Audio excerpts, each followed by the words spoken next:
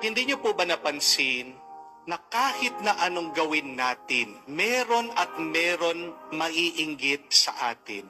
Amen? Maganda ka, may maiinggit sa'yo. Guwapo ka, may maiinggit sa'yo. Magandang trabaho mo, may maiinggit sa'yo. Masipag ka, may maiinggit sa'yo. Masarap kang kumain, may maiinggit sa iyo. Napatapos mo ang iyong mga anak, may maiinggit sa iyo. Magbakasyon ka lang, may maiinggit sa iyo. Nagsoserve ka sa simbahan, may maiinggit sa iyo. At minsan, nananahimik ka lang, meron pa maiinggit sa iyo. Normal po at parte ng ating buhay ang inggit. Isang kahinaan niya ng ating pagkatao. Merong taong naiinggit dahil nakakalimutan nilang tignan yung kanilang blessing at palagi silang nakatingin sa blessing ng iba. Yun nga yung nakakatawa eh. Yung nga yung nakakapagtaka. Hindi niyo po ba napansin? May kanya-kanya na tayong blessing. Pero bakit hindi pa tayo makontento, hindi pa natin kayang maging masaya at magpasalamat sa blessing na tinatanggap natin? Kung misa nga ang malungkot na kwento, kung sino pa yung maraming blessing, sila pa yung inggitin. Hindi po ba? Kung sino yung hindi naman dapat naiinggit, sila pa yung mga inggitero sa iba. Kamukha po ni Haring Saul. Narinig natin sa unang pagbasa. Sumakit daw ang loob niya. Nagalit siya dito kay David. Natalo na nga ni David yung kalaban nila. Salamat sa kanya, sa kanyang katapatan, sa kanyang lakas ng loob, sa kanyang tapang. Pero bakit daw nainggit itong si Haring Saul? Kasi narinig niya yung mga tao, kumakanta sila, nagdidiwang sila. Anong sabi ng mga tao? Si Haring Saul, nakapatay, nakapuksa ng libo-libo. Pero itong si David, 10,000 libo. Biglang kinumpara nitong si Haring Saul ang sarili niya dito sa bata na si David. Tingnan niyo po yung epekto ng inggit. Noong pumasok ang galit at sakit ng loob kay Haring Saul, bigla-bigla nagplano siya.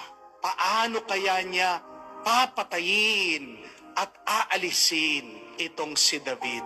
Mag-ingat po tayo mga kapatid, dahil pag pumasok ang inggit sa atin, makakapatay ka. At sa proseso, namamatay din ang ating kaluluwa. Mga kapatid, 3 paalaala lang po pag meron taong naiinggit sa atin. Una, mag-ingat tayo sa mga taong inggit. Be careful. Kung nararamdaman mo na, kung alam mo may naiinggit sa iyo, umiwas-iwas ka muna sa kanila. Mas maganda na yung nag-iingat kesa sa pabaya ka. At may katotohanan, maninira at maninira ang taong inggit. Basahin niyo po, buksan yung inyong Biblia. Marami kayong makikitang kwentong ganyan. Ang unang pagkakasala pa lang, kung maaalala niyo po ang magkapatid na si Cain at si Abel. Nainggit si Cain dito sa kapatid niya, si Abel, dahil mas ginusto daw ng Diyos ang alay ni Abel. At hindi pinansin ng Diyos yung alay ni Cain. Kasalanan din naman ni Cain. Kung babasahin niyo po yung kwentong yon, kasi ang inalay niya sa Diyos, hindi yung pinakamaganda, hindi yung pinakaunang bunga. Pero bakit nagustuhan ni Yahweh yung alay ni Abel? Kasi ang binigay niya sa Diyos, yung unang bunga ng kapaguran niya, yung pinakamaganda sa kanyang mga alaga. Tingnan niyo po, dahil sa inggit ni Cain kay Abel, pinatay niya kahit na kadugo niya, kahit na kapatid niya. Mag-ingat po tayo kasi pag merong inggit, walang kapatid. Walang kamag-anak. Hindi mo nakikita na kapatid mo yan, hindi mo nakikita kamag-anak mo yan, wala kang pakialam. Dahil pag inggit ka, mabubulag ka sa galit. Amen? Kapatid, mas maganda ng mag-ingat.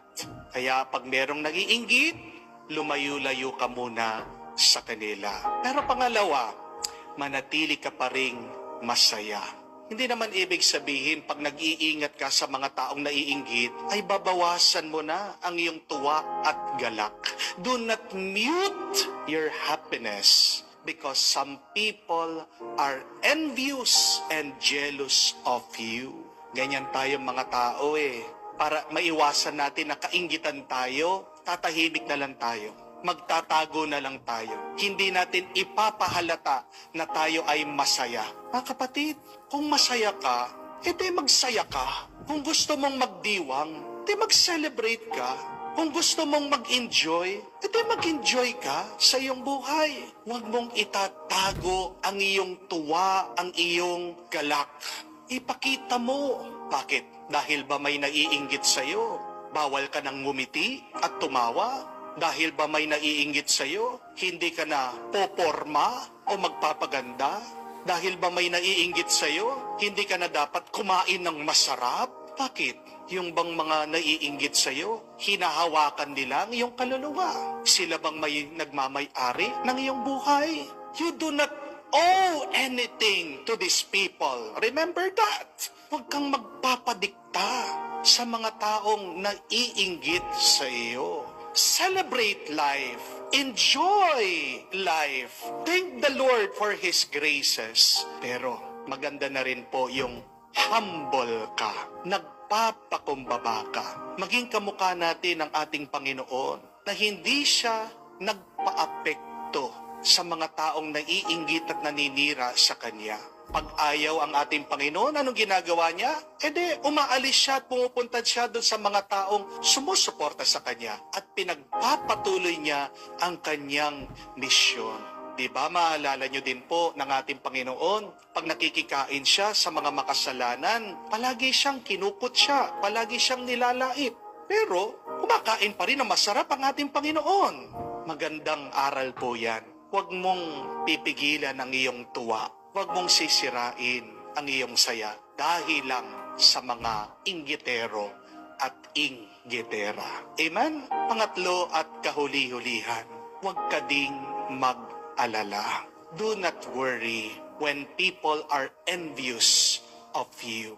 Dahil tandaan niyo po, kung merong mga taong ayaw sa iyo, meron pa rin mga taong gusto ka. If you have your bashers, you will also have your supporters. At tandaan niyo po ito, hindi naman tayo yung makakapagbago sa isip at puso ng mga inggitero at inggitera. Maniwala tayo na ang Diyos gumagawa ng paraan para gawing mas mabuti ang kanilang kaisipan at ng kalooban. Believe that God is doing something to transform and change these envious people. Huwag nyo naman pong agad huhusgahan at ikokondem ang mga taong naiinggit. Unawain pa rin natin sila. At dapat nga, kahit na naiinggit sila, tayo maging masaya. Tandaan niyo po ito mga kapatid.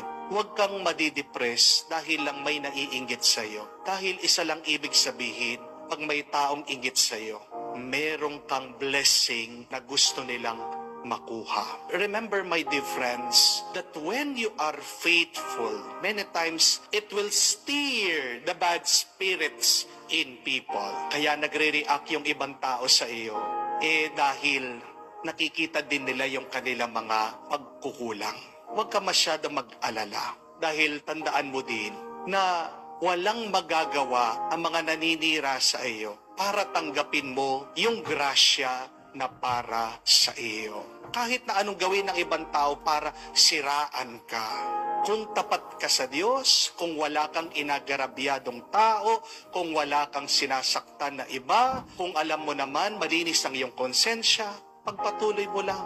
Dahil ang Diyos naman ang may hawak ng lahat.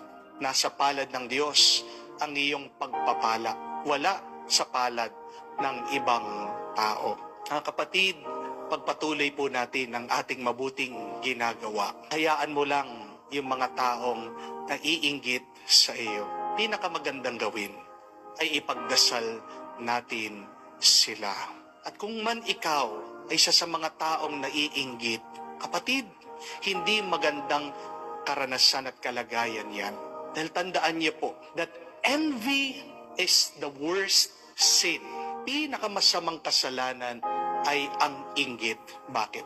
Because it is counterproductive and it is no fun. We do not get any joy and happiness out of it. Tingnan niyo po, pag inggit po kayo, wala kang nakukuhang magandang bunga. Pag inggit ka, wala kang tuwa at wala kang kapayapaan. Kahit kung inggit ka man, magdasal ka na makita mo sana na ikaw din ay pinagpala. Sapat na ang mga grasya na pinagkakalob ng Diyos sa iyo. Umaapaw ang grasya ng Diyos sa iyo. Wala ka dapat ikainggit. Gusto mong maging payapa, palitan mo ang iyong inggit sa pasasalamat.